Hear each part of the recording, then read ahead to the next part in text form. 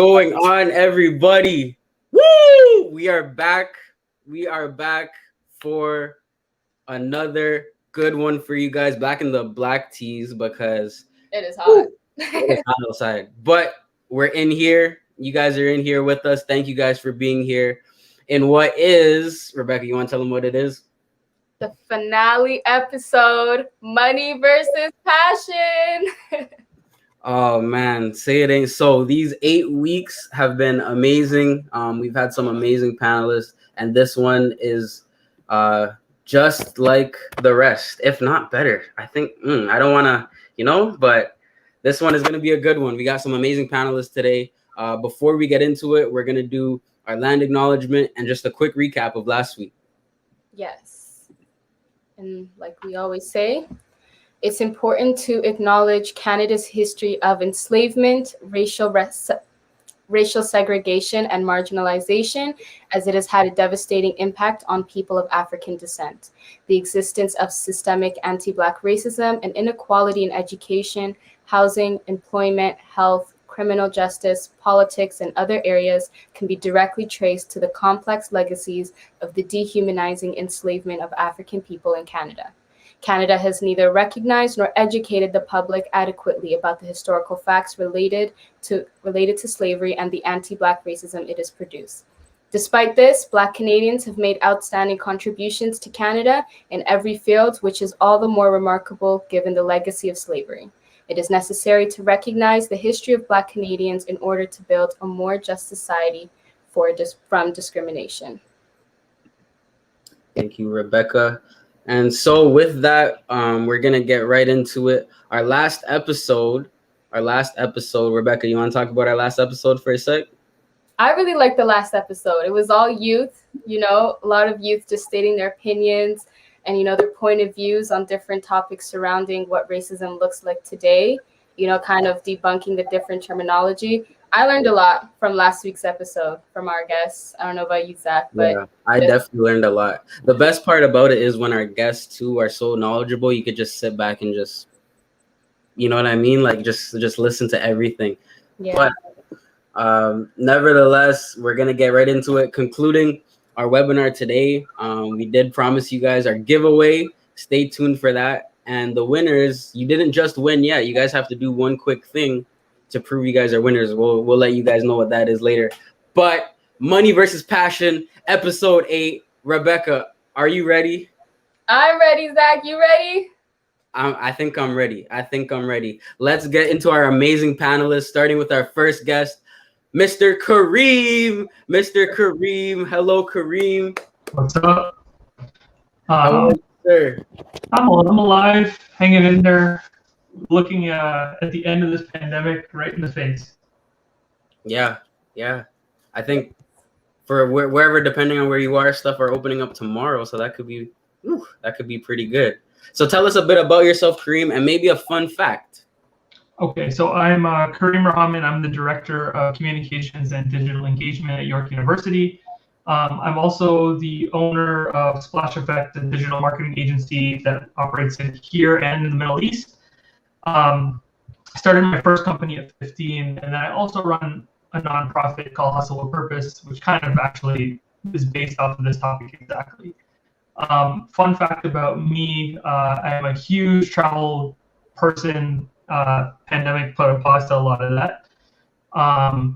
And I've toured 7 of the top 10 beaches in the world, as well as visited 34 sports stadiums across North America.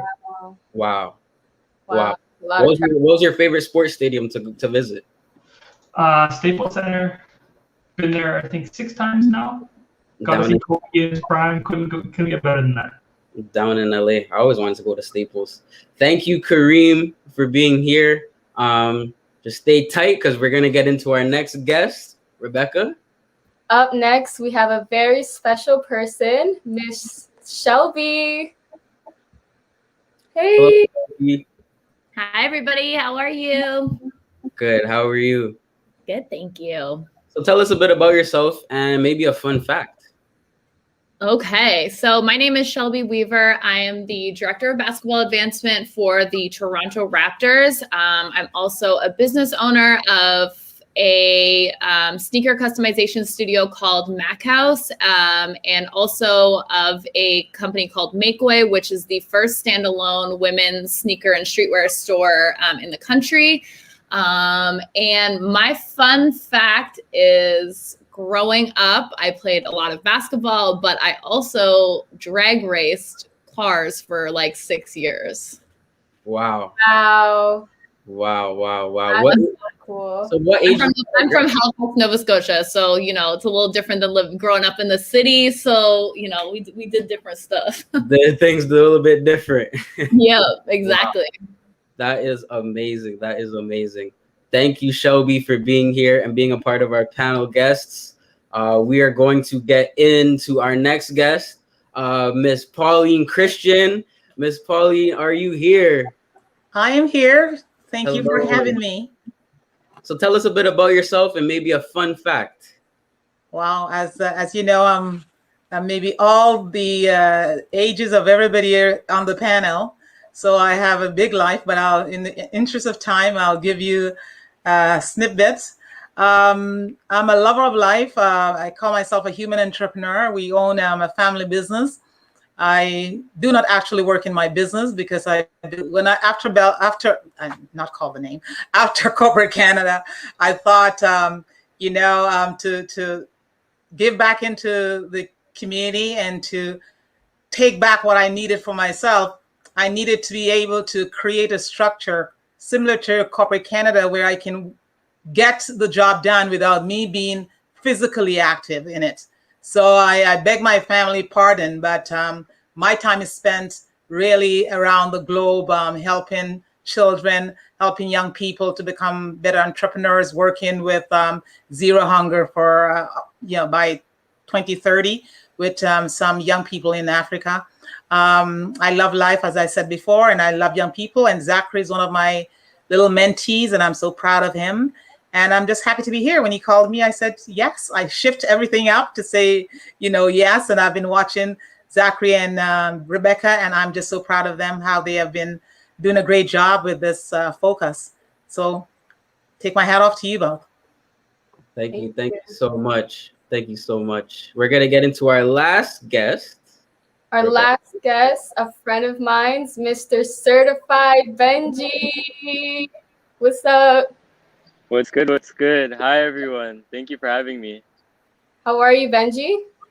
I'm doing well. It was hard to find a place, so my apologies for the background noise, but I'm doing well. That's great. Okay, so you know the drill. Tell us a little bit about yourself and your fun facts, sir. I'm a 17-year-old entrepreneur, and I started off doing graphic design work and video editing work, and I've grown to doing a lot more around it, and it's been a blessing just doing what I've been doing. And yeah, I'm out here in New York, so it's a blessing to do what I do wherever around the world. Can you imagine that? So young, already around the world, working around the world. Absolutely. We're going to get into that as well, and we're going to get into our discussion as a whole. So I think right off the bat, when people see the title Money versus Passion, guys, potentially it could be aligned, but sometimes it is not. So essentially, even those people that are coming out of high school or in university still trying to find their way, but have a certain passion for something, like you all talked about being an entrepreneur in your own right. How do you maybe choose what you want to do in terms of your passion and tying that into a career job? What are some strategies you can do to incorporate that? I don't know. Maybe who wants to go first? I can start. So I have a different take on this in some cases. I did a TED Talk on this exact topic about the prescribed way or path for students in a lot of cases is you study something, you graduate to the field, and that's what you go into. But the stats actually show differently. About 60% of students don't actually graduate into their career field in a lot of cases. So, I mean, I'm lucky. I I studied marketing, I got to go into marketing. But while I was studying, I was building my passion project at the same time. So while my 9 to 5 isn't always exactly what I want to do some days, it funds all the stuff I want to do what I'm super passionate about.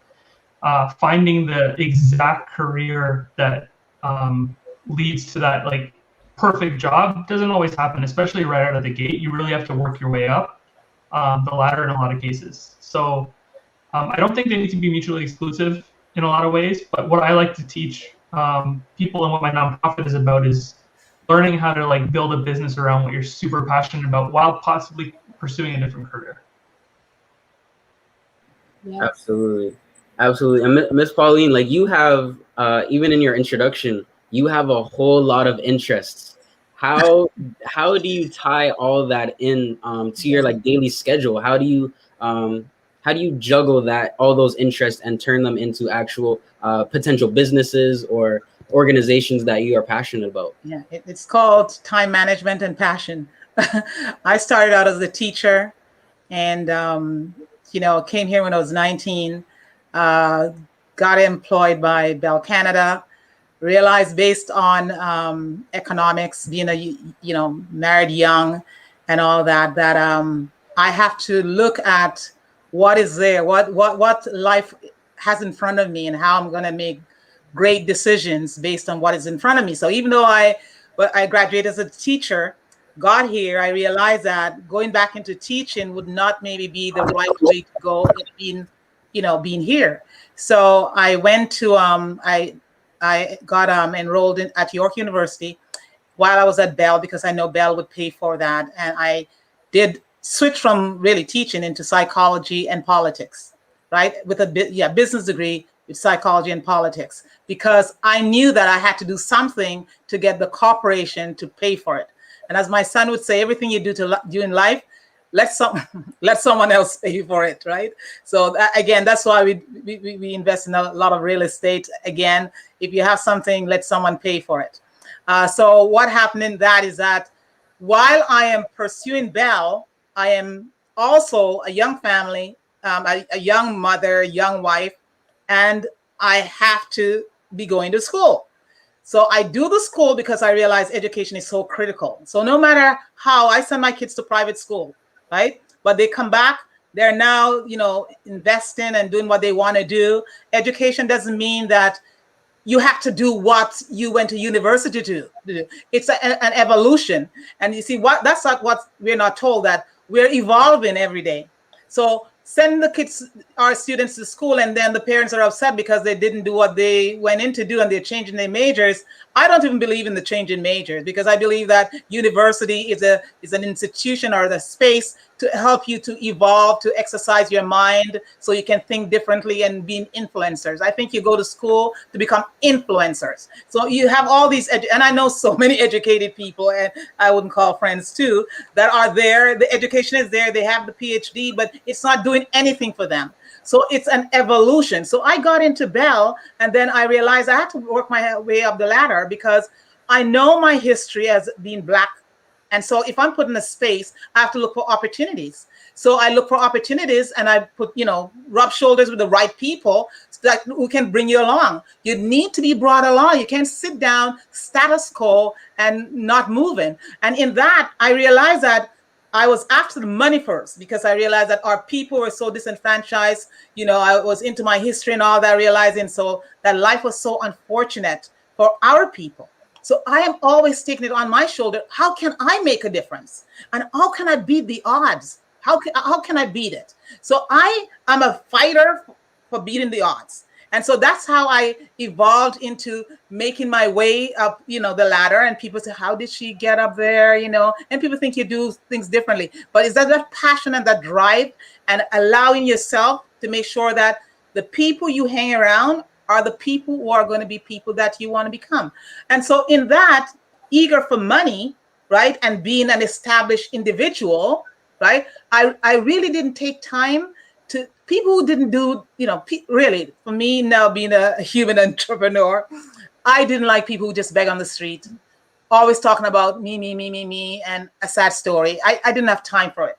Because I come to this country, I have to fight. I have to fight so much. Being a mother, being a wife, going to school, doing all these things, and you're sitting begging? I didn't understand it. And even though I'm a Christian, I didn't understand it, right? Until I realized through my husband getting really sick. That's all right, taking a lot of time, but getting really sick. I'm just talking about how you evolve. Getting really sick, I got moved from the money into realizing the importance of humanity.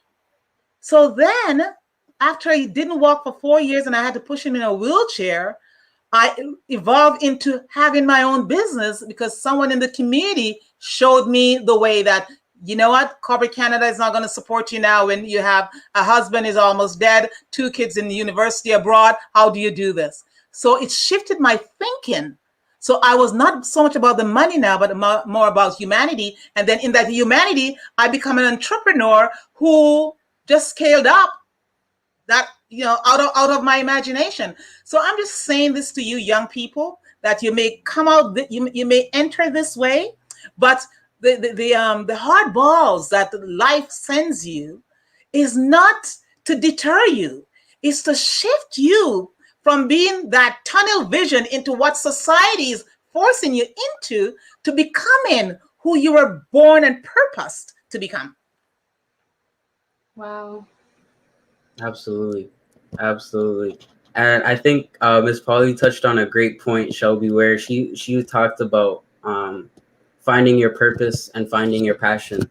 But sometimes I think that people try to give you your purpose, try to give you your passion, right? Or sometimes they'd say, oh, what you want to do might not make money, or what you want to do will not do this for you or not do that for you.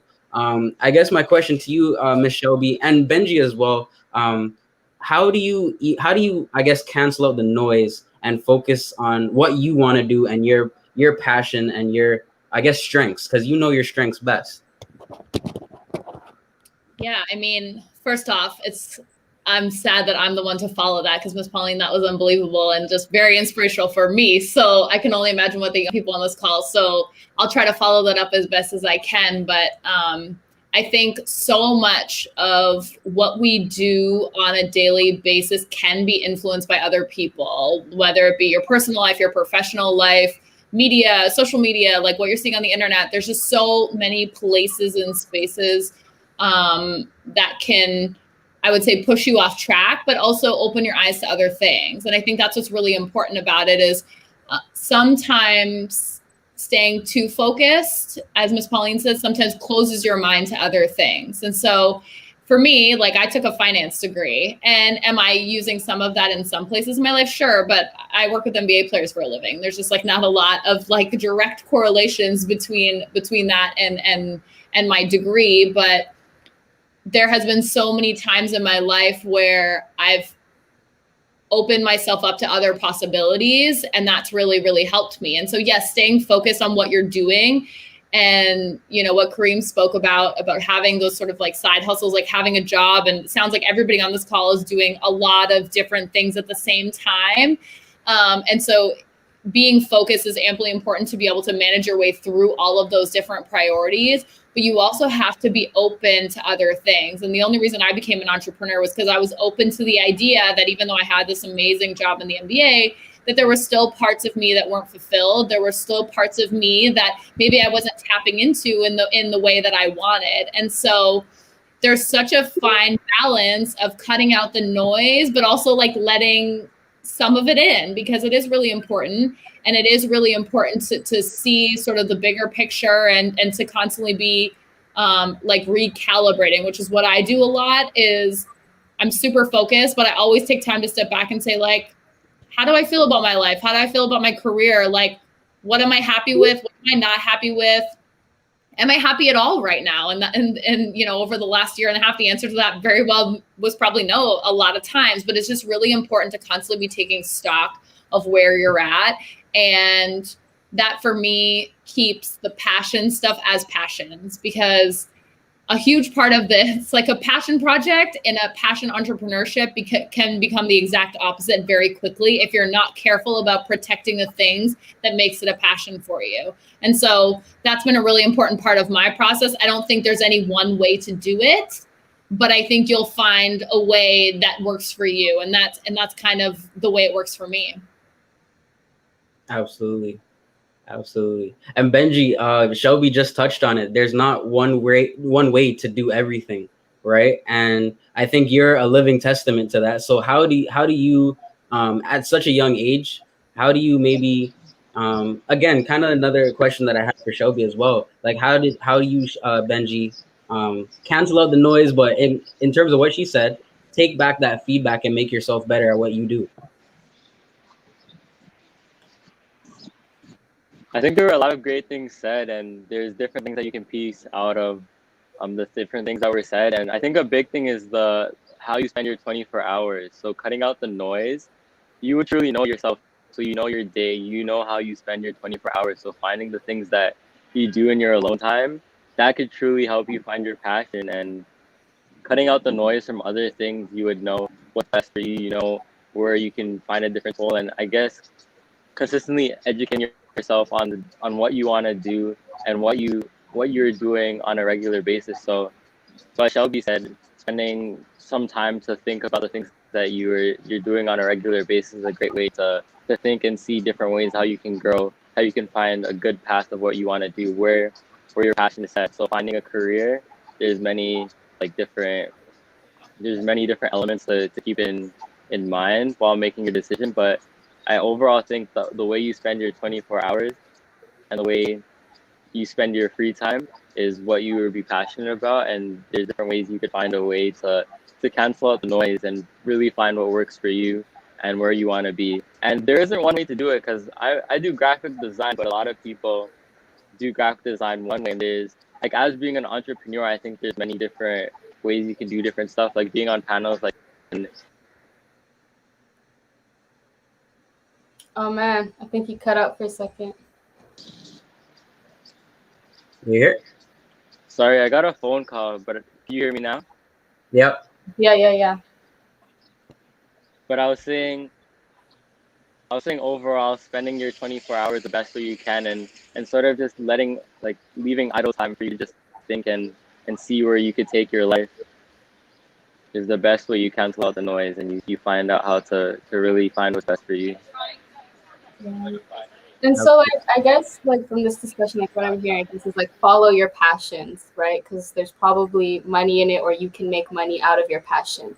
But my question now is, for students, especially now, this is a transitioning time, we're either going to university or we're starting to plan our next steps. What can the students do, for those who may struggle to find their passions? What did you guys do to come across yours? How did that look like for yourself? What can students do to kind of help find because, especially coming from certain households, it's the either 5 professions that you go into, you're either a doctor, lawyer, engineer, one of those, right? But then now let's say you're not really passionate about that, but you don't really know what you're passionate about. What can students do in those cases? Want me to start? Can I? Okay, go ahead. Oh no, go ahead. That's fine. Yeah. What I tell most of my young people, and I find that in our community, because we're so disenfranchised, that our young people, every time they do something, they want money.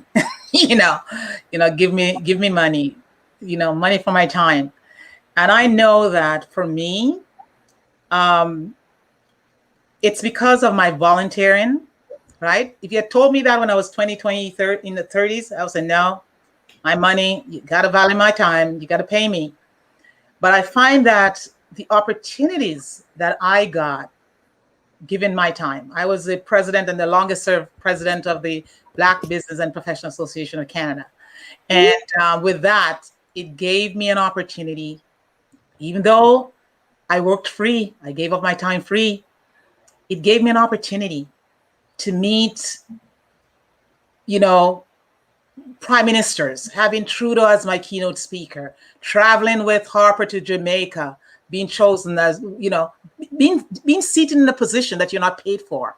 It gives me an opportunity to build the first Black, Center of Excellence for Black people, Black youth in Toronto, right? Fighting for that, working with all 3 layers of government to get that, right? Allowed me to go to the White House, allowed me to do so many different things. I gave my time freely, but it gave me exposure. And you can't value exposure. It gives you into what they held back from you. I always tell people, don't tell me what I know. Tell me what you've been hiding from me. Tell me what I don't know. But recycling what I know is not it doesn't add value. So in order for you to know more, you have to, I think that's where I believe in charity, that if it gives you an opportunity to learn more, to meet people, to see where people are at. That's why when I was riding my high horses, right, and I thought my husband's call to death was because of me. I was distracted in money making and thinking that Pauline was so invincible and all that. And the universe sometimes, if you work congruently with the universe, it will tell you, it will tweak you up a little bit to say, when those so-called downfalls, they're not downfalls. They're saying, get back on track. You're taking yourself too seriously. You think you're all that? Well, come on, refocus. Think of family, think of others, right? So for me, I believe that opportunities lie in giving of yourself to community. I think that we were born to be spiritually aligned and also serve our community. And I would not have been where I am today, not working since 2008 for anybody, not even myself, because my investments bring my dividends. And then I teach my 2 kids the same. And so, that's where the legacy lies. And I realized that all this false doctrine that they told me about, I have to work for $200,000 and thinking that I'm all that, I realized that they're telling you $200,000, but you can build your own business and talk in millions.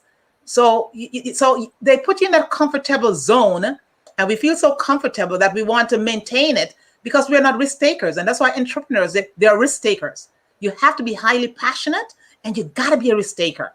You got to see that there's light over there that they're not opening up the zoom on. So you got to zoom into it. And sometimes you have to go with a sacrifice. Do it, guys, when you're young. Do it when you're young. I tell my kids, do it when you're young. I'm there to back you up. Don't do it when I'm almost dead, when the money is going to be less. Do it now, because it's all an evolution. You're just morphing into what you should become. It's organic, but you got to listen to the intuition, and you got to listen to the universe and how you align to the universe. Because remember, when all those little sperms were fighting to become you, and you won to be on the planet, you can't come and no, come on, live your life. You were chosen, you fought it, and you're here. You got to listen to the voice, listen to the universe, and when you get a tweak, listen to it and guide your steps accordingly. Absolutely. Kareem, did you want to say anything in regards Yeah. So I kind of echo what was just said. I spent my 20s going crazy. I was doing way too much, and until I burnt out really, really bad, I really realized what was important. So I stopped chasing passion and I started chasing purpose, which I define as the intersection of a couple things. So one is passion. It leads to purpose. My values that I was raised with.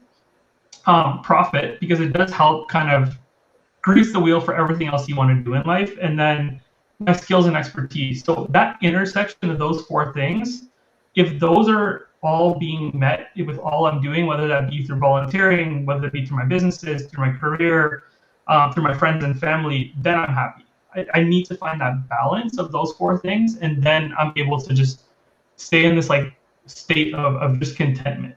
If I'm only following my passion, or if I'm only following for profit, or if I'm 100% tied into only what I value, I'm going to fall back on something else that's important to me. So that intersection is what I learned. I stopped just chasing what I'm passionate about, and just looking for purpose, which is why like the nonprofit is called Hustle with Purpose. Hustle has this connotation now that you work and you go 100% until you kind of burn out, and just I've learned that that's not the route to go. It's just finding balance in life with what's important.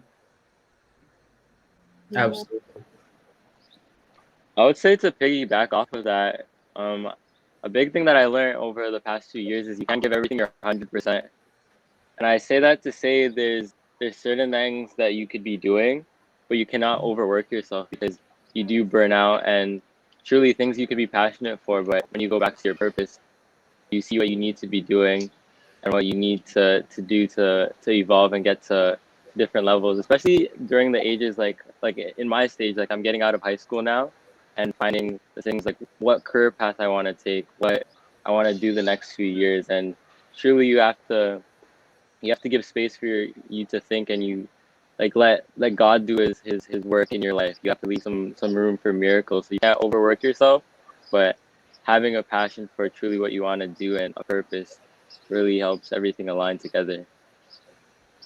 Wow. I love how we circled it all back to purpose. That's a big one. Because you see, like, whenever we talk about money versus passion, I never really thought about, like, you know, within our lifetime, we should probably be pursuing our purpose and, you know, what we're supposed to be doing. So now let's say you figure that out, right? But just kind of explaining that to your parents. That's another big thing, because that's another big stressor that we have over ourselves. Like maybe like how did you guys break it down to your parents? I know Benji, like you're young and you're definitely not, you know, because I mean, I'm assuming like you're not becoming a doctor or engineer or anything like that. Like, what did that look like, telling your parents, you know, like at a young age, I plan to go into this field, I plan to do this, this, and that? Like, what was their reaction? How did you break that down? In my career, I wasn't really doing the normal stuff on a regular basis. So there were different times I was going to events right after school, doing different things that I was just passionate about. And sort of just, it allowed me to gain a trust with my parents. So earlier on, like just me going out alone, me going to different events, me networking with people that my parents don't know or trust. I had to build that trust with my parents just to actually make it happen. But when it came down to the decision of where I'm going to go with my life and where things are going to go, I was confident enough just having the experience I had for the few years while I was still in school. But I think a big thing, like once you've researched and dived into what you really want to do, like checking all the websites, watching different videos, and really being knowledgeable, like always seeking knowledge in what you want to do, it allows you to be confident in what you want to do. So in my personal situation, I was able to get into what I wanted to do earlier on, and it did work out for me. So my parents were able to trust me, but I also had that belief in myself to come to them and say what I really wanted to do. And my parents are really supportive, so that just topped everything off, where I was able to express to them how I felt and just really show them what I'm passionate about. Absolutely. Miss Shelby, I knew you had something to say as well. No, I mean, I think you guys all made some great points. I think the one thing that I want to point out, that somebody gave me this advice when I was sort of at the age that a lot of you are now, is don't put too much weight into what you want to do. And I think I was like under a lot of pressure when I was in like high school and university. What do I want to do for the rest of my life? Like that question felt very looming to me. And like it, honestly, I struggled with mental health and anxiety. And so that was just like a really difficult time for me.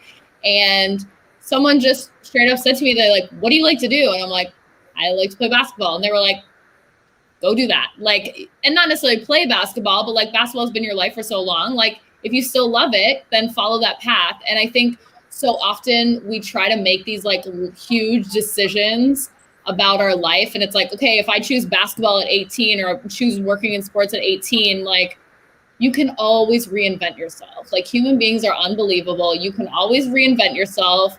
My mom was, you know, we talk about parents. My mom got a job as a flight attendant when she was coming out of college.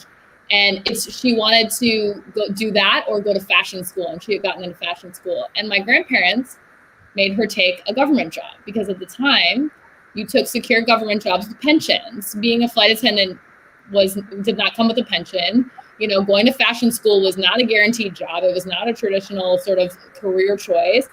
And my mom in her 50s went back and became a flight attendant, and she's a flight attendant now. And there's this sort of like big idea that whatever you decide when you're this age that you're going to have to follow for the rest of your life, it's just not true. And just focus on the things that you like. You don't necessarily have to focus on like, what am I deeply motivated by? What is my passion? What is my purpose? That'll all come. But like, what do you like to do? Do you like to play video games? Are you interested in nutrition? Do you like YouTube? Like, there's all kinds of different things that you can turn into a career. And then you can also have side hustles that satisfy other areas of your life that you're passionate about too, if you grow and realize that you either love that or you also love this. And so I would say, like, take some of the weight out of it. You don't have to decide what you want to do for the rest of your life right this second. You can always reinvent yourself. You can always go back. You can always pivot. You can always go down a different path. You can always add something to your life to complement what you're already doing. And I think as soon as I shifted that mindset, it took a lot of the anxiety. It took a lot of the scared parts about, anxiety about my future that I had. And then the parent thing, I think that's such a good point, because it's such a relevant conversation. I saw, like, when I was telling my parents what I wanted to do, my parents were supportive, but my parents, my dad owned his own business, and he was sort of self-made and like gritty, hard worker. And my parents were like, okay, if this is what you want to do, then show us. Like, straight up, like, this is your job interview with us. Like, they needed to see me like still doing really well in school and keeping my grades up and, upholding the duties that I had committed to from community service and all those different things.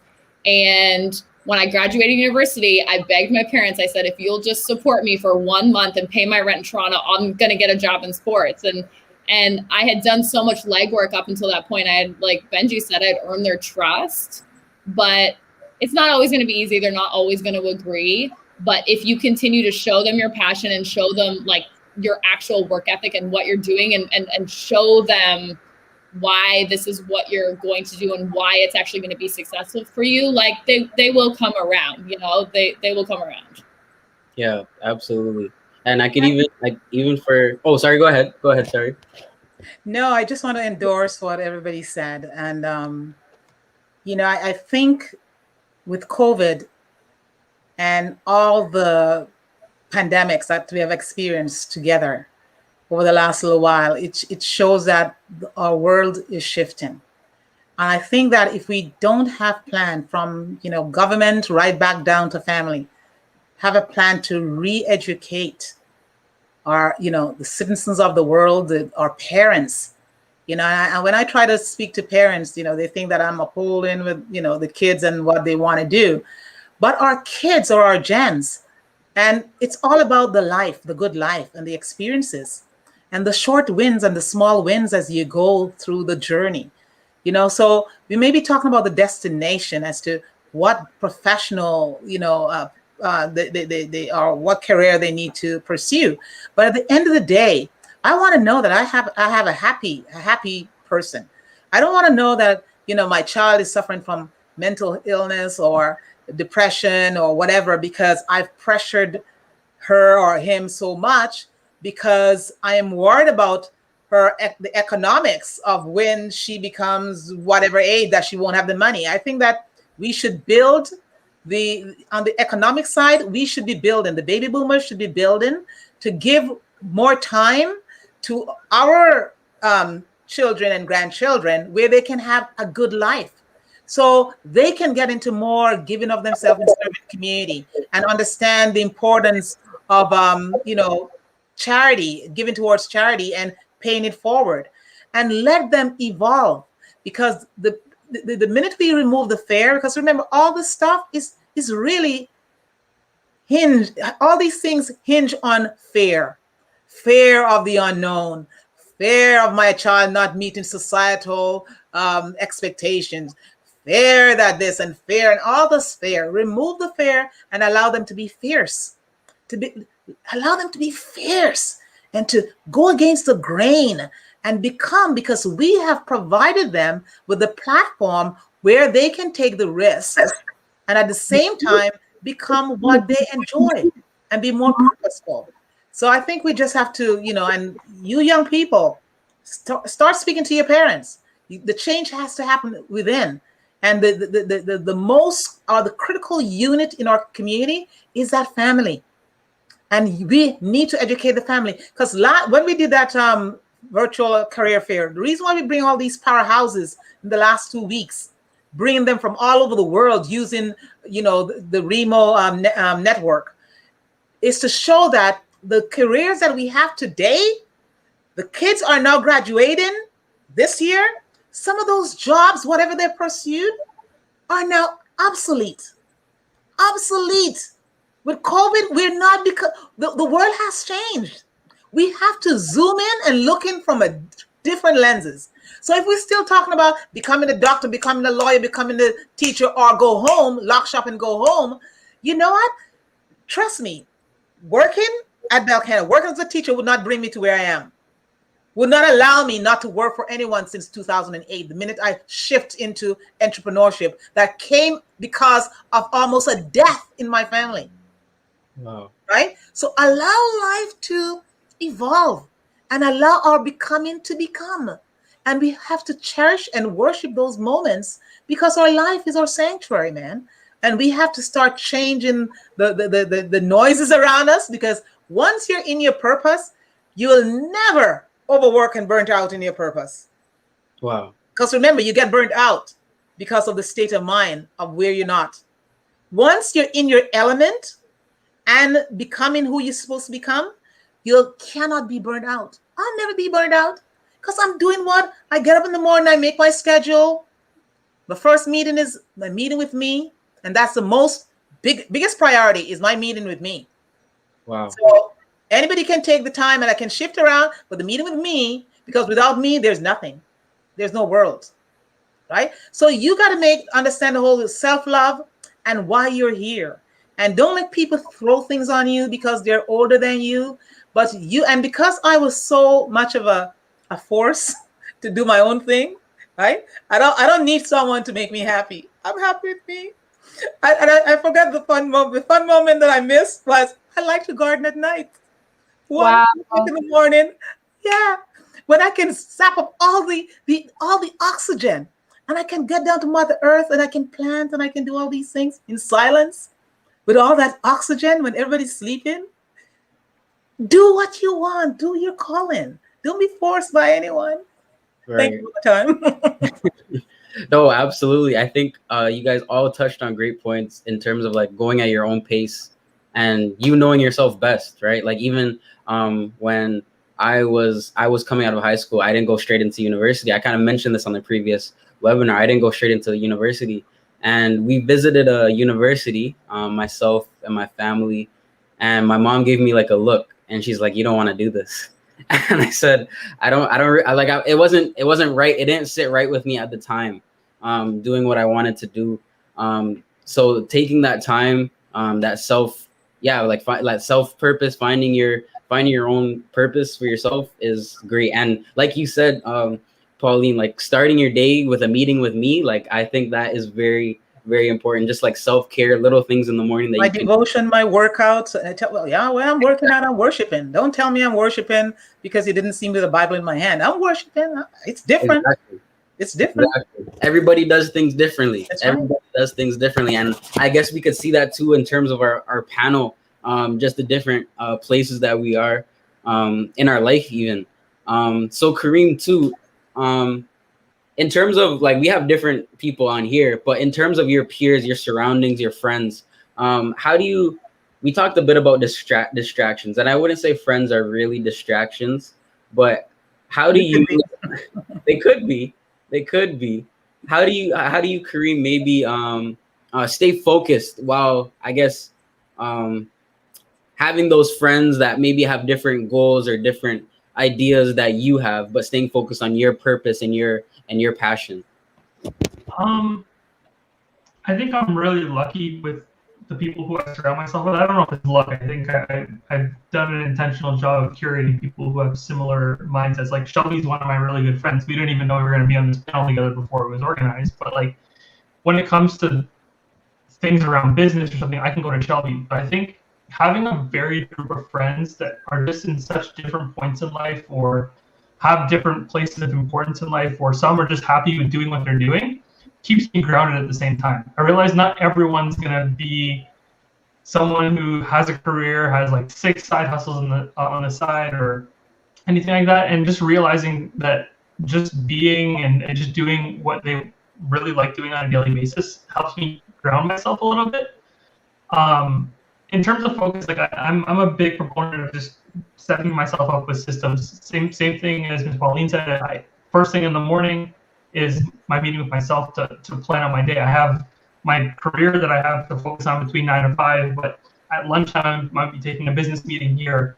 At 5 p.m. I might be doing an overseas call with someone on the other side of the world. So like I need to make sure everything's in line. But I think friends can help you if you frame it right. I think people who understand what you're about is a key. And I think that the word friends has been ruined by Facebook too. Like I probably only have 15 friends that I would genuinely call friends in my life. A lot of other people are acquaintances. They might say that they're my friend, but probably not. The people who really know me and who I would reach out to talk about anything, those are the people who I would consider my friends, and those people would do their best to keep me focused regardless. Absolutely.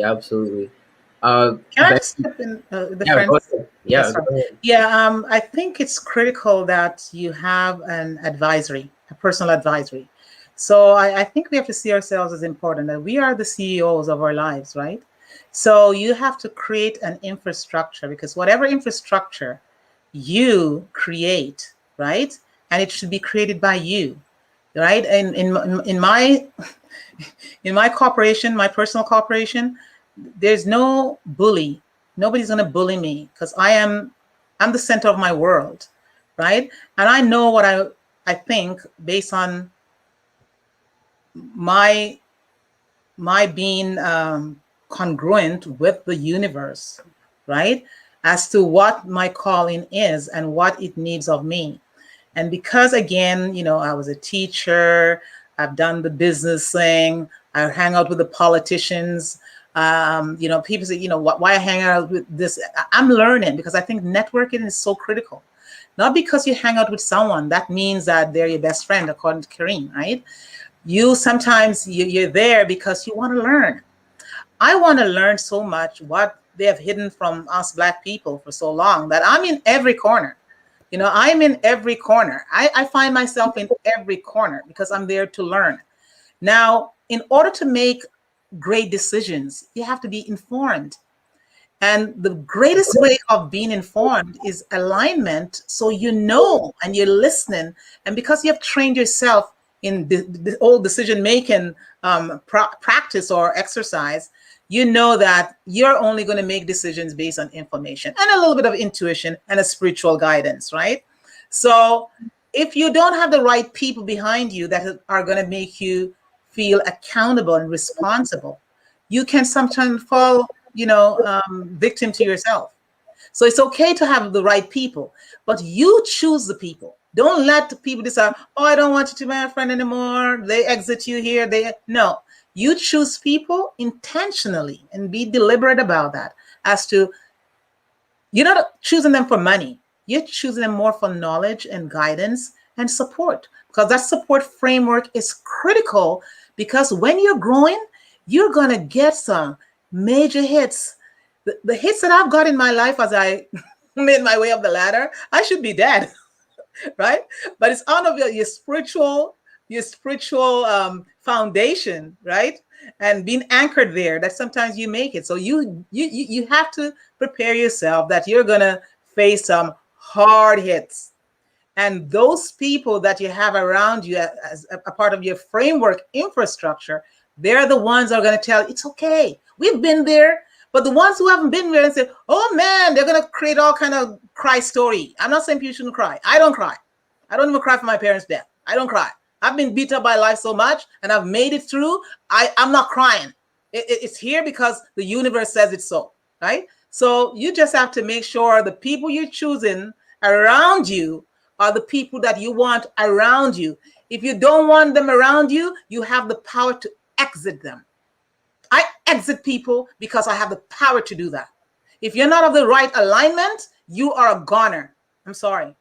So I just want you to make sure that you know you have the choice to make that decision. But you need to do your networking. You need to be along the power line. You got to know where the power line is, and you got to be there. People got to know your name. Your name must mean something, and they must know your name in very high levels. I'm sorry. It doesn't mean that you're going to be political enough to give away your your brand and your people and all that. But people got to know who you are, because you're a force. Right? You got to make sure that you're on the social media line. You got to make sure that you're on the internet line. When people search your name, it must comes up with something. Wow. And Pauline, you kind of touched on like hardships, right? And so I just kind of want to like rebound off of what you just brought up. And I don't know if maybe Shelby or Benji wants to answer this question, but basically, like, when you guys were telling your stories about how like coming up, like for example, Shelby, like you came to Toronto, right? And you like told your parents you needed that 1 month of rent to, kind of get everything figured out. But, for those who may not have, right, like their parents to kind of help them with that, or anyone to like, help them, they may hit a setback, they may hit a hardship. Like, what advice do you have for those who kind of struggle with kind of bouncing back and getting back, to their routine and to their life? I don't know who wants to take it. Benji, go ahead.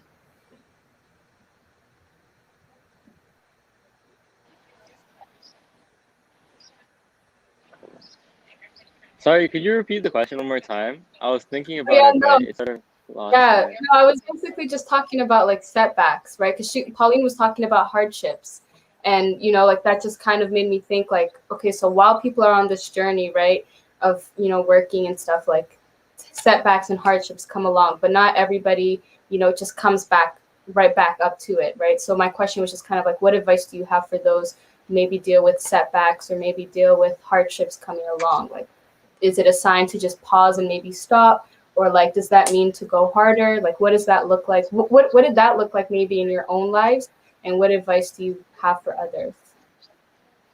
I think the biggest advice I would have in that scenario is going back to what we were saying before on having a great support system around you. I truly think to be successful, you have to surround yourself with quality people. And I was thinking about it while we were discussing, but I want to open the concept like of not like in my career, I would say I don't really have real friends, and it's hard to say. It's hard to really express it, but how do I explain it? Like, to have real friends that you'll go shopping with, or friends to do like normal stuff with.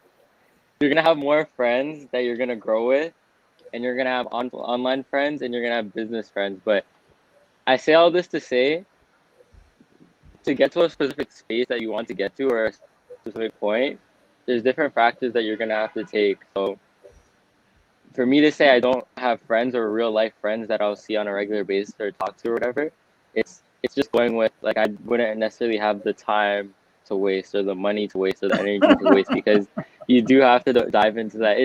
It's a hard concept to really digest. That's why I was like hesitant to bring it up, but I really think that goes hand in hand with hardship, because with the quality people that you do have around you, that would be your support system to see how you'll grow and get through those hardships. So having those quality people, having those friends that you can actually grow with and actually focus on the things that you need to do to get through those hardships. So you might not be financially stable. There's friends that, I see friends, like really close friends to me as family. So there might be people like that in your life that you could see as people that can help you throughout your journey, people that you can grow with, people that, always have your back. I truly see them as family. I think friends are more people that you catch up with and do different stuff with. But having a great support system around you is key when you're going through hardship, because overall, I see obstacles, like when I look back at my obstacles in my career, I overall think they're mental. And I think that if you just have someone to talk about it with, it'll help you get through it. And sometimes you just need to experience it so you can get through it, to actually overcome it and get to the place that you need to be. So So yeah, that's how I would deal with hardships. I know it's a bit interesting with the friends thing, but having quality people around you is key, and focusing on what you should be doing with your friends, how, like the type of conversations you're having with your friends. Yeah, and I think the friends thing is really big because some people say, like, you know, when you're working, it gets lonely. When you're focusing on yourself, when you're trying to reach a certain goal, like, it gets lonely. I think that's a concept that is hard for some people, you know, to grasp. Lonely at the top. Shelby, I think you wanted to say something too. Yeah, I mean, I think Benji made a good point about the friends versus family thing. Like, I agree. I would say friends means something very different for me. I think like my friends who I can really count on are my family. And I think, you know, I kind of had that similar mentality of like, oh, you know, it's lonely when you focus on yourself. It's lonely when you're on this journey. And then I realized like a lot of that was me just isolating myself. And I realized that, you know, there's sort of a, I would say maybe like a preconceived notion that like when you're hustling and you're doing all these things that like you have to give up everything, and you do have to give up a lot. There's so much sacrifices that everybody on this call makes on a daily basis, on a life basis. Like there's just so many sacrifices we've had to make. And there's so many things that have happened that, you know, we wouldn't even have time to get into on this call as far as like hardships and, you know, just things never working out the way you want them to. Like, it just seems sometimes like you're, you know, you get hit by a car 3 times, then you get up and then the bus comes and hits you. Like, oh my God, like, is this really like happening, you know? But for me, you know, that isolation was a source of great unhappiness for me. And it wasn't until that I made a very conscious choice to like value those family relations. And I say family, and I don't just mean blood family, but I mean like, you know, the people I've chosen to be in my life as family just made me like a happier person and a better person. And it gives you a level of self-awareness that you might be missing in yourself. So along the road of like great ambition and passion and hustle and all those things, like it's very easy to lose yourself in like the day-to-day commitment and grind of like whatever you're doing, whether it's your career, your side hustle, your entrepreneurship, whatever it is. Sometimes you don't even see your own unhappiness or your own maybe not your best self. And like Kareem and I've had this conversation many times where he's like, are you good? And I'm like, yeah. And then I'm like, wait, am I good? Like, he sees things in me, and my family and my partner and you know, our people see things in me that sometimes I don't even see in myself because I'm so driven and I'm so focused on what I'm doing.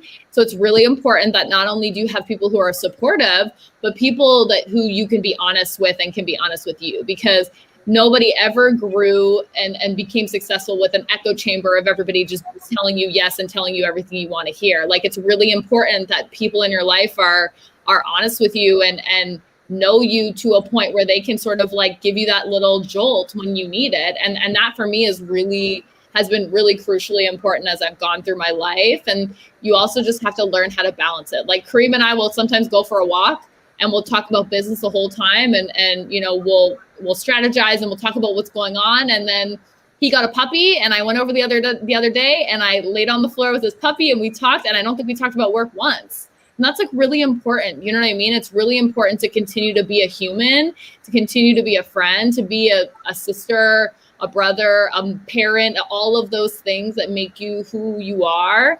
It's important to like hold on to that and protect that. Like, you know, you've got to protect yourself. You've got to protect your family. And for me, that is the absolute top priority for me. You know, do I get to see my family as much as I want? No. But at the end of the day, if there ever came down to a choice, I know who I'm choosing and they know who I'm choosing. Like, they know I'm going to choose them. And that's super important. Absolutely. So we kind of touched on it all too, but wow, it's been great so far. And I think everyone is kind of in their entrepreneurship world in their own right on this panel. And I just wanted to know, like, is that it's kind of hard to say, because some people say, I want to start a business, but I don't know what I want to do. Or I want to, you know, I don't really want to work for someone, or I want to have a side hustle where I can work for myself, but I don't know where to start. And you guys are all, I get entrepreneurs. You guys are creators in your own right as well. So how do you get that taken off, that started off to say, okay, this is where I want to start, and this is my end goal, even if sometimes you don't have a start in mind at the moment?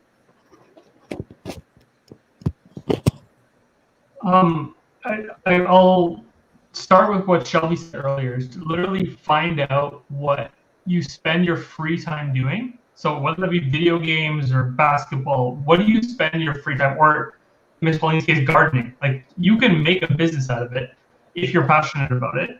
And it's so easy now to monetize something with the way the internet's set up. Like, my nonprofit's based on a t-shirt line, and I did some t-shirt sales way back when, before the internet was this easy, where you had to design something, look around for a printer, like put it on a t-shirt, test the quality, go pick it up, try to sell it on the street because you couldn't sell it on the internet. Now I put out a print, we sold like $8,000 worth of t-shirts in a month because everything is streamlined, right? So I think the resources are there if you look for them. There are tons and tons of nonprofits and charities that will help you formulate your idea and bring it to life. That's literally what my nonprofit is about, is helping youth take an idea and start building a small business plan around it to do it. And I think the hardest part is just starting. I think the fear of failure is so crippling in a lot of ways that we need to get over that. Like, my thing that I always try to keep in my head is I started businesses that didn't work, but I either win or I learn. I don't lose. Like, those are the only two options for me. And I think if you can just start it and try to validate it, it'll eventually work. It's just, you got to put the effort in, and I think that's what people are scared of. Wow. I win or I learn. I don't lose. Miss Pauline, did you have anything to say about that? Wow, that's powerful, and yeah, and I believe in that too. I believe that you really never fail. And so when as I said before, removing the fear and removing the failure, and just being, just be agile, you get to a crossroad, you got to make some changes, allow yourself to be agile. That, okay, I'm getting and the reason why people think that I'm not real, because I can't cry and I don't do these things, because I believe that life evolves, and in my mind, I'm prepared to evolve with life. So I get to a crossroad and it changes on me. I say, okay, I'm going to look in my toolbox. What is there that I can use? Or what has the universe opened up to me that I can pull on, so I can, what I've done in COVID, right? And remember, I run nursing homes, right? And, and we do Airbnbs and stuff like that. You just change things. You just change things. You're given all these resources. You get to a crossroad, just change. But the thing why we get so scared and fearful and think that we are failing is because we are blocked into this tunnel vision that this is what I'm here to do. It changes on me. Even though we are given the whole entire dominion of the world with all the resources, we're still thinking on the one thing. When life is telling us, I have something else for you, but could you please shift your thinking? Talking about the intersectional lens that Karim talked about. Yes, think of it that way. There are a lot of opportunities. There's no failure in life. It's just growth, and and becoming and evolving. So I agree with what everybody said. But me, I have a take on everything because I've lived so long and I enjoy my life so much, and I just cheat life every time. It's like, you send me a hard ball, I'm going to cheat on you here, and I'm going to get my way out of it. So I'm always prepared to move and shift my thinking and research and look for other people to find a way out, because to me, the minuses will come, right? Because remember, life is about minuses and pluses. At the end of the day, you want to end with a net plus. So when the minus comes your way, there is a plus out there. So the wise people find the plus, and there's no weak person. But the other people, they sit down thinking of the minuses. No, the reason why you got a minus is because it's the earth. It's balanced. There is a plus out there, but you have to get outside of your thinking to find that plus. The wise people, the smart people find the plus. The unwise people sit down looking at the minus. Well, I mean, since we're on that topic, right? So in terms of entrepreneurship, like I just had a few sub questions. Like, so you kind of just like touched on like, you know, the wise people will kind of like go ahead and take on these different things. But I just want to ask, like, do you think entrepreneurship can be for everybody? Is that something that is for everyone? And like on top of that, like if someone is going into entrepreneurship, like what qualities do they need, you know, in order to be successful within that? So I don't know who wants. I want to hug the mic, so someone else could go and I could follow after. I think entrepreneurship is thought of differently by different people. It's not always about money. It's not always about being a business, right? Like starting a club in high school or starting a club in university has all the traits of what a successful business person is. It's taking an idea and making it tangible. That's how I define it. So yes, everyone can do it if they can do that. Yeah, I think that I've thought about it. You know, during leadership in corporate Canada, I thought everybody could grow to become a leader if they want to learn, because I always say leadership is a learned behavior. Being an entrepreneur now for 17 years, understand the dynamics and what, as a family, what we have to go through. And most Black family businesses don't last after 5 years, right? And we are like 17 years. You gotta be a risk taker. You gotta know that the grind is always on. And so you have to find a way of how you're going to ensure that you keep everyone alive and shift the duties, delegate, pay. I believe that most times we say we're entrepreneurs, but we are just we just shift the slave master from the corporation onto ourselves, right? So we own being the slave master because we are now self-employed and we can't take a break, we can't take vacation, we can't do fun stuff, we can't do anything because we become a slave to ourselves. And we call it, oh, I own my own business. No, you've just become a slave master and a slave. That's what you are, because we haven't created the structure around these small businesses so they can operate, you know, a sub of large businesses. But so I believe in putting the infrastructure in place when you have your own business. I believe that if you have a business, you should be able to employ people. Go find funding, employ people, mentor other people so they can see what you have done and you can grow them out of that. Right? So being a risk taker, not everybody's a risk taker. I'm a risk taker. And that's why with my business, I am not partnering with anybody. Because when I'm driving my car, I don't want to hear that, oh, you think that I did it overnight or I took some of the money overnight. I don't want to say when I get this, I'm driven by this passion to expand the business and you tell me I can't do it because you don't think. Because not everybody are risk takers. You have to be a risk taker. You have to be determined, resilient, passionate. You have to be a business savvy, a political savvy, and you also have to be socially finesse because you got to know when you get in the network who you're going there to see and talk to expand your business. And you got to have the social finesse because, you know, when you get into that circle, they really want to talk to you because they think you're a nice person.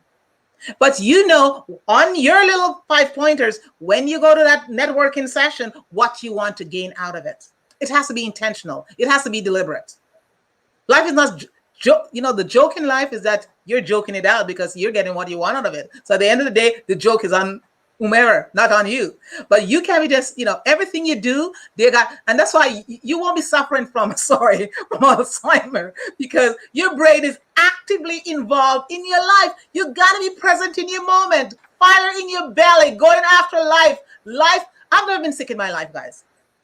I told my husband, when you're sick, honey, I know you say you're going to die, but you don't pass it over here. Joke. But, you know, when your blood is pumping and you're taking everything out of life and you're in your element, COVID can't even pass your way because you're going too fast. Joke.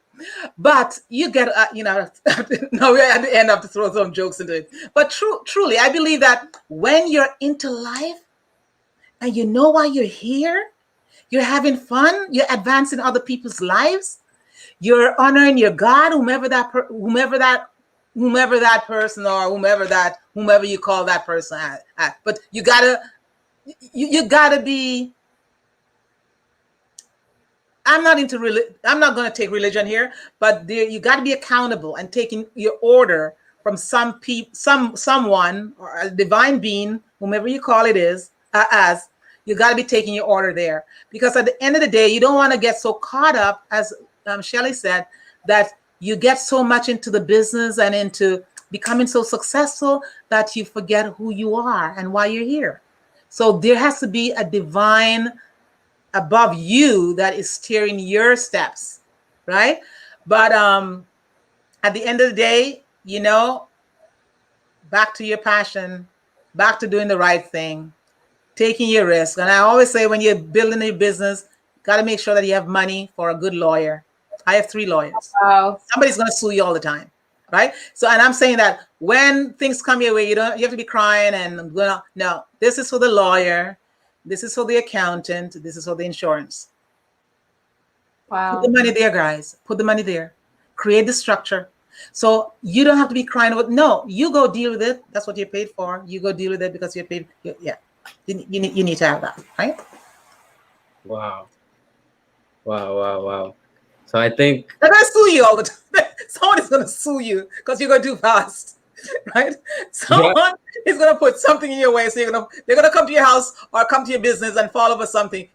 Have insurance, right? Yeah. And someone is going to, the lawyer, the insurance, and the accountant, because you got to get your books right. Because CRA is going to come after you for every dime. Got to pay COVID recipients.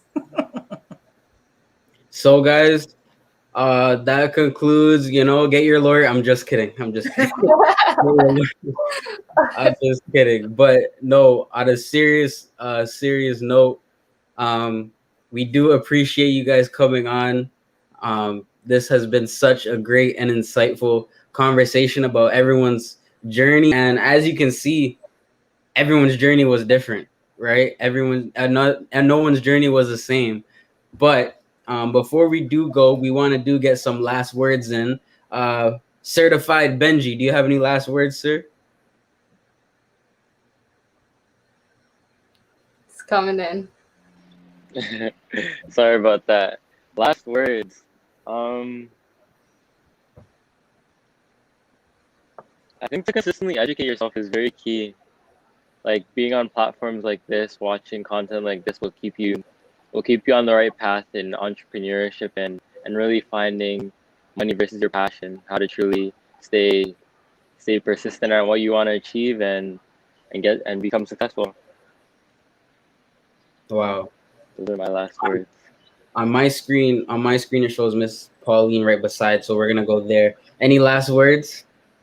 I would say go after your passion, be resilient, be a lover of life, be zealous for life, be happy, and go live your best life. That is a big one. Miss Shelby, any last words? My last words would just be to let it go, because I think they're on your journey, whatever that path may be, entrepreneurship or not, you're going to have so many crazy things happen to you, and you just need to learn how to let things go and move forward. Because I can tell you, I remember the stress and anxiety and the fear and all of those things and the feelings that I felt in those moments, but I don't actually know what they were for. And so being able to let go and move forward is just a really important part of finding your way to living your best life, like Miss Pauline said, so that you can actually enjoy each moment as opposed to kind of living in past moments. Wow. Kareem, any last words, Mr. Kareem? Hustle with purpose, learn how to do it sustainably. I think that's the biggest lesson I learned in entrepreneurship and side hustles is just learning how to do it at a pace that's not going to burn myself out. If you learn how to do that early, life becomes so much easier. Yeah, absolutely. Well, I am so sad that this one is coming to a close because this one was great. This one was great. Thank you guys. Thank you guys so much. And we will communicate soon. We'll all talk soon. Take care, guys. Woo! What a way to end it. What a way to end it. That was a great episode. Definitely learned a lot about. Definitely be taking down some notes. Definitely gotta watch this again on 1-2, listen to it again on 1-2 times just to really take it in, you know? Yeah. I really like what Kareem said. Hustle with purpose. Yeah. I like that. Yeah. Conveniently enough though, we have it up here. We got it up here. Conveniently enough, we go right on to that. No, we'll leave it on here. So, as you guys know, our Instagram is active, our Spotify is active, our Google Podcast is active. You can find this episode as well as previous episodes, clips from the episode on all these platforms. The Focus.foy on Instagram. Check us out. Although this is technically our last webinar, this is definitely not the last you will see of the Focus. You can book it. This will not be the last that you guys see of us. So keep updated within the Instagram, and yeah, check out the previous ones as well. They were great listens along with this one that will be posted tomorrow. Yes.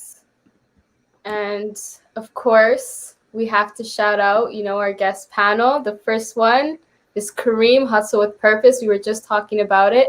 He has a website, right, and where you guys can kind of learn more about youth entrepreneurship, as well as his merch and his sweaters. He was talking about those T-shirts earlier. They're fire.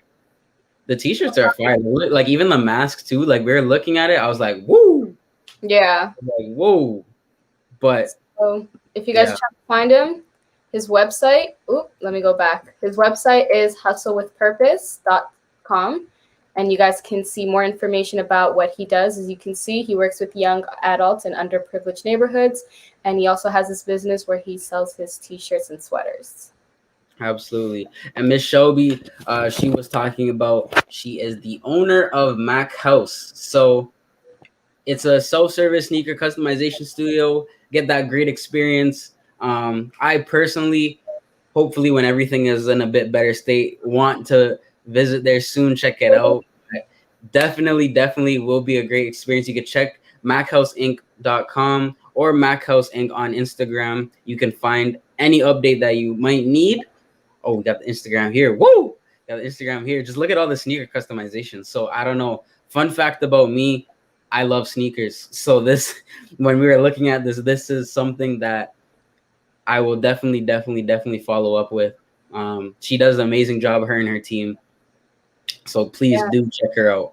And I think for her shop, you guys can go in person and customize them yourself. Like they give you the equipment and stuff. So that already sounds like a lot of fun. If you guys are looking for anything, to do with your friends, definitely that. Up next, we have Benji, Certified Benji. So this is his portfolio, right? This is his website. You guys can find it in his Instagram bio. You guys can scroll up and see all the work that he's done with different artists. His Instagram is Certified Benji. I'm sure a lot of you guys know him. You guys can see the work that he's been up to lately and kind of see his business. Personally, I find Benji so inspiring, just looking at everything that he's been able to do at such a amazing age. So definitely go follow him up, and see the work that he's doing. Yeah. As well as Miss Pauline, she does a lot of webinars. So you would have to stay tuned. Like she said, she is a woman on the go.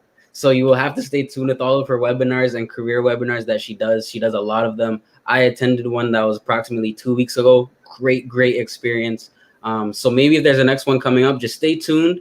We will keep you guys posted in those respects as well. Yeah.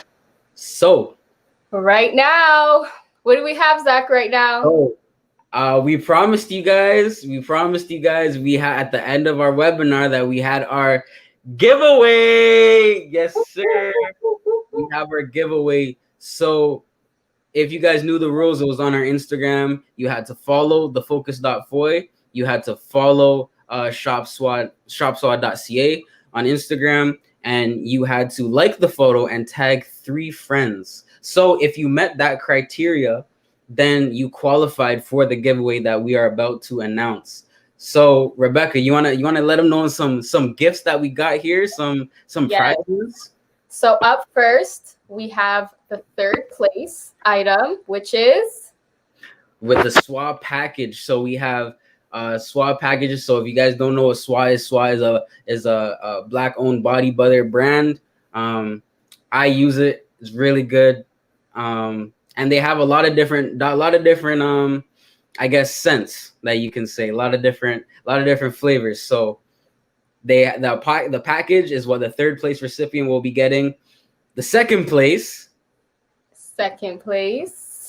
is a $50 gift card prepaid. So you guys can go shop wherever you want, anywhere you want. If it's a food place, clothes store, this here, up and down, you guys, the second place winner will get a $50 gift card. And then for the first place winner, someone said, sorry, before I go ahead, someone said, get that skin right, Michaela. Yes, get that skin right. Get that skin right. First place winner is AirPods. Ooh, so I don't have my AirPods. I lost mine. That's why I entered myself. Unfortunately, I didn't win, but I know AirPods are like the thing right now. So, if you want to listen on the go, listen to the Focus on the go, or while you're driving, while you're working out, doing whatever, gotta have your AirPods right. Yeah. So without further ado, let's get back to our 3rd place. In 3rd place, the comments have determined that we have, drumroll please. We have Brookie, we have Brookie _ that came in 3rd place. So the way to claim your prize, you have to screenshot right now with the timestamp. We want to see the 7:23, or it might be a bit delayed, so we'll give you till about 7:30. We'll do that. We'll give you about 7:30 the timestamp. You have to screenshot, and you have to DM the focus.foy to claim your prize, and we'll get into the details with you personally. But shouts out to _Brookie _ 3rd place. That's all you. Congrats. All right. 2nd place. Drum roll, please. I am Noma. Yo, I made you say this one because I didn't know how to say it. Yo, facts. I was like, I didn't know how to say it. So I was trying to say it all at once. So I don't know. But I am Noma. Rebecca, you want to tell them how to claim it? I'm Noma. Just like the 3rd place winner, make sure you take a screenshot. Pose real quick, Zach. Maybe she'll take a screenshot right now. Okay, make sure you take a screenshot, DM it to us, and we will get the information sent to you so you can get your $50 gift card. Woo! Righty. You gotta let us know where you're using that on. Woo! You gotta let us know, because and in first place, hold on, let me get it. Surface. Yeah, ready? Whoa.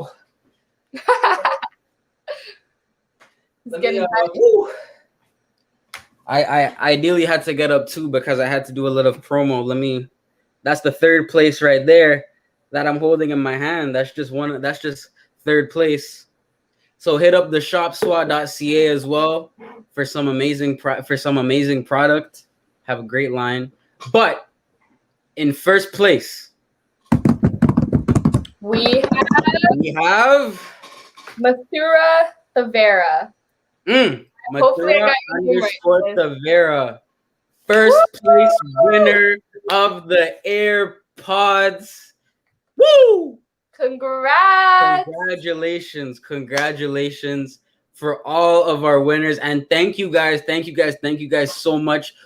I think we were going through it. We had almost 400 comments. We had a lot of likes. We had a lot of shares. So we want to thank you guys for sharing. And it's not over. Like we said, there are more prizes to be claimed later on. So stay updated with the focus.foy, and we'll let you guys know next steps, even though this is our last webinar. Oh man, this has been a great 8 weeks, Zach. It's been a I great had one. a lot of fun. It was a pleasure doing this with you. You want to know a fun fact, everyone? We said we were going to do it before. A fun fact about me and Rebecca is that we've never met in person. We've never met. We've never met in person. In fact, the first time we spoke was like what, April? Yeah. April? Yeah. I don't know. So there's not anything. This is something that myself and Rebecca, we took great pride in. We just want to thank you guys for showing the support on a weekly basis. I loved working with Rebecca throughout these 8, 9, 10, however long weeks. And our work isn't done. Done.